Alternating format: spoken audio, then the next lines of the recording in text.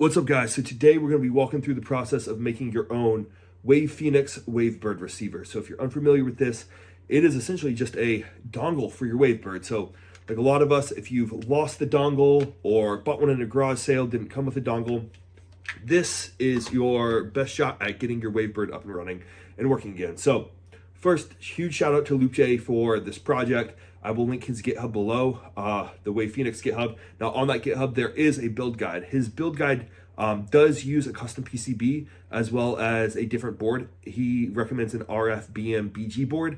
Now those have been out of stock, and then also we were going to be hand wiring, no custom PCB required. So instead, we're going to use a slightly larger board. We're going to use the E104 BT53A3. I will have that link down below as well. But this is a little bit easier to wire to if you're hand wiring, not using a custom PCB because it's larger. But also with that, I have my own shell that is based off of the original 3D printed shell in his build guide made by Sad Sinif, I believe. So big shout out to him. I refit the shell to fit the slightly larger board. So it is a slightly larger shell. Now, if you don't have a 3D printer, best shot, go on Facebook Marketplace. Tons of people run 3D printing services. This is a very small print, just 2 parts. You should be able to get it done for around $10. So unless someone's trying to rip you off. But yeah, I recommend just getting that, and you don't necessarily need the shell. If you hand wire it and do everything correctly, you can just plug it into your Gamecube and design your own shell. So we'll go ahead and get right into it, guys. I'll go ahead and run through the parts and then we'll get working.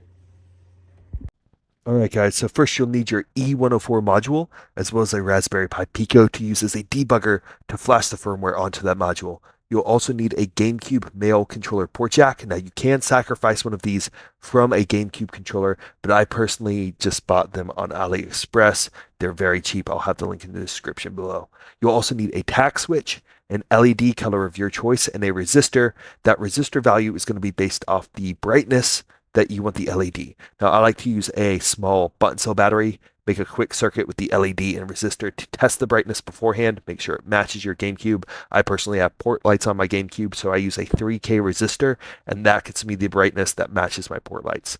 Now, I use 30 gauge wire for this project. You can use magnet wire, you can use thicker wire. That 30 gauge is just easy to work with and fits well within the shell.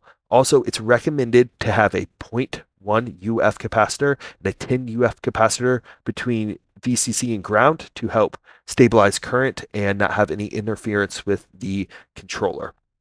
Now here, I'm just testing real quick the brightness of my LED. Like I said, make a simple circuit, try different resistor values, find the brightness you want, because that brightness is going to be the same brightness coming out of your Gamecube once everything is wired up. All right, guys, for the rest of this video, I'm going to refer to the pins in this order with the antenna facing down and the blue side of the board wired up. We have pins 1 through 9 on the left-hand side running up, pins 10 through 17 running left to right across the top, and then pins 18 through 26 running down.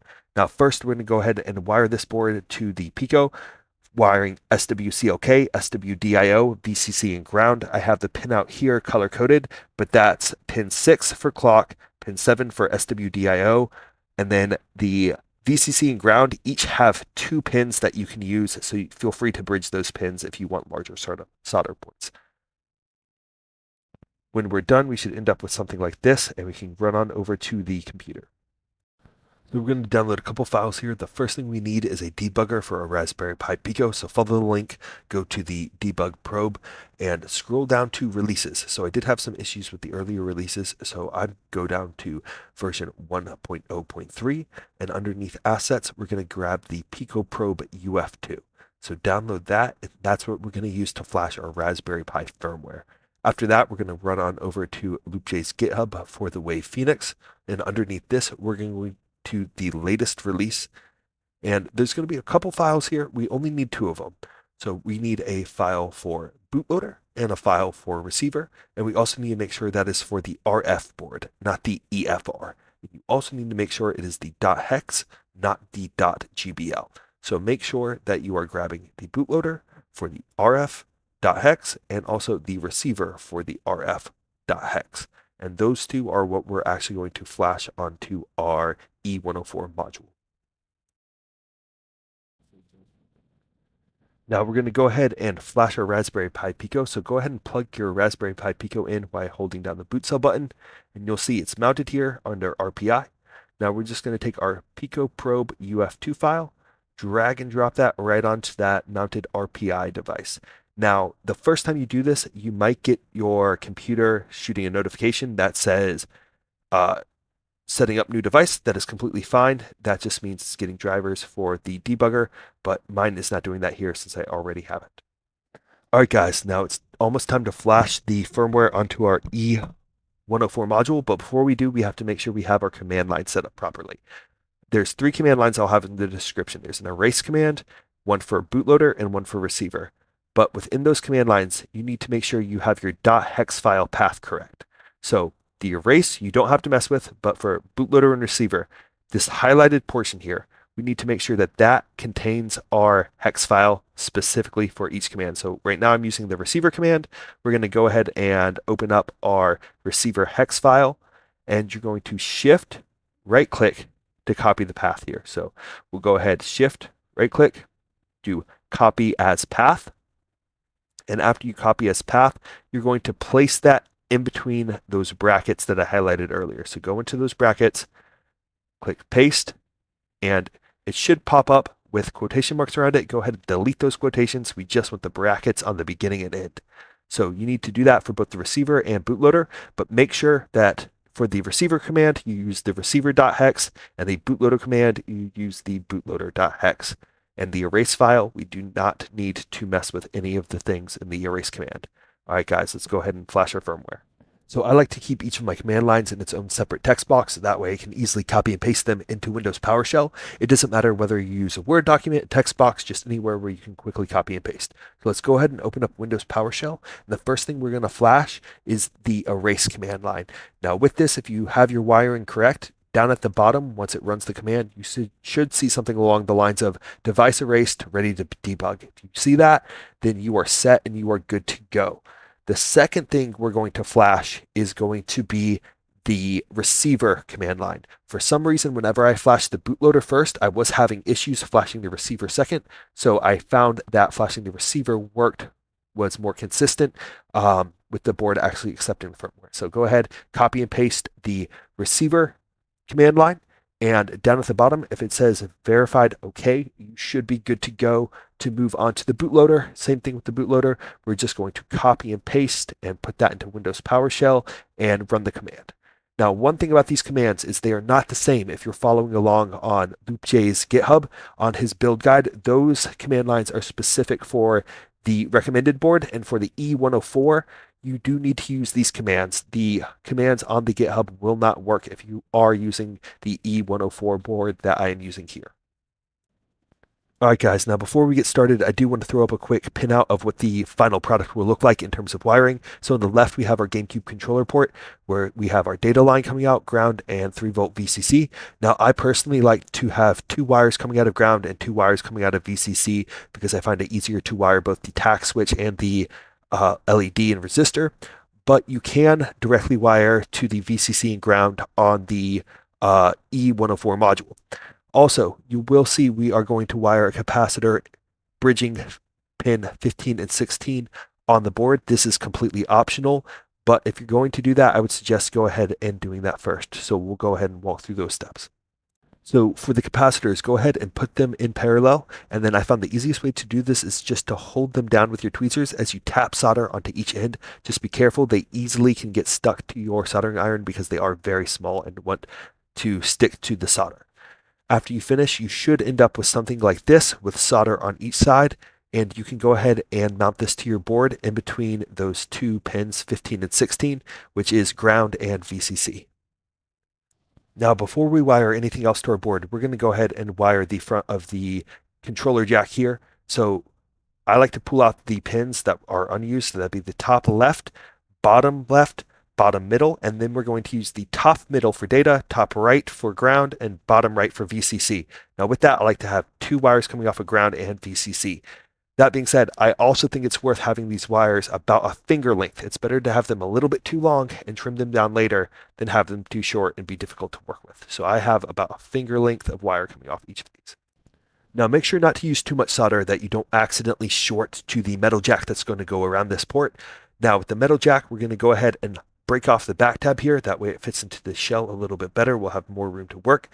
Now, very easy to put this into the shell. You just slide it in and then push down into your workstation, and with a little bit of force, it should pop into place. Sometimes this can be a little bit more difficult depending on what type of plastic you used for your 3D print. I find PLA is a little bit easier since it is slightly softer material compared to something like PETG. So a little bit of force and this should pop or snap into place, and then you can go ahead and take your wires from the front of your controller port, run them through, and snap that into place as well. You should also hear a pop when that is oriented correctly.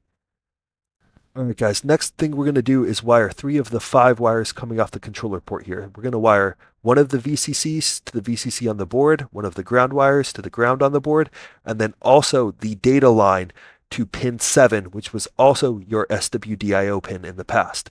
That should leave you with 2 wires coming off now, one for VCC, which we're going to use for the LED here shortly, and then one for ground, which we're going to use for the tack switch here shortly.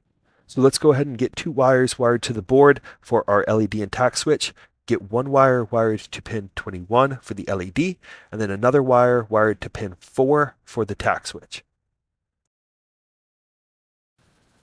So for wiring the LED, we have a wire coming off of pin 21. That's going directly to a resistor and then to the cathode short leg of the LED. And then your VCC line coming off your controller port will go to the anode or the long leg of your LED. Now I do like to cut those legs a little short here and solder directly to them. So I have one resistor leg cut short, but I'm going to cut everything else a little shorter as well before I solder. If you use a nice big glob of solder, those legs really aren't going to go anywhere. Now the next thing we're going to do is push our tack switch into the front of our shell here. I do have the shell set up to perfectly fit a 6mm by 6mm tack switch. Now the easiest way to do this is to straighten the legs out a little bit. So I just pinch each leg with a plier to straighten them out, and it should just slide right into that divot there for the tack switch. Now I do think it is helpful to put a little bit of super glue on the back just to make sure it's not going anywhere. But once you have those legs through, you can bend down each leg. That way you have a nice little pad to solder to. All right, now we're going to go ahead and head on back over to our board. We have our LED wired up. I did put some heat shrink tubing around the exposed legs and resistor. You could use electrical tape, just really anything to make sure that it doesn't short out. Now that LED will perfectly fit in the hole above the tack switch, but before we do that, it's easier to go ahead and wire in the tack switch. For that, we're going to wire ground from the controller port to one leg, and then going diagonal, we're going to wire pin 4 to the other leg. Now, it really doesn't matter which leg you use, as long as those wires are diagonal to each other, then you are good to go. All right, guys, that's actually it. You should have a working receiver now. You can go ahead and test it if you want, but to put it all together, we're just going to push that LED in, then bend down the legs to make room. And I find it's easiest as you close the shell together to use some tweezers to stuff the wires in, because you will have some excess wire here.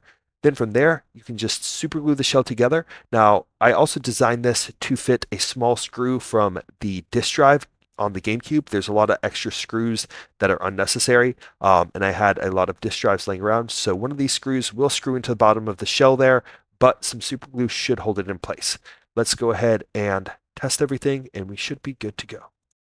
To pair your controller, all you have to do is tap the tack switch. It should start blinking, and then you turn on your Wavebird, press Y and X simultaneously, and you'll end up with a solid green light. Now, whenever you do an input on your controller, the LED will actually go dark. That's fine. You can see here my Wavebird is behaving as normal. So my WavePhoenix resurrecting my Wavebird here, and I'm able to use my controller without the original dongle. If this was helpful, guys, please subscribe. Also, if you have any questions about the mod or run into any issues, feel free to leave a comment. I hope you guys enjoy this, and I might have some other mods here shortly, so if you have any suggestions, let me know.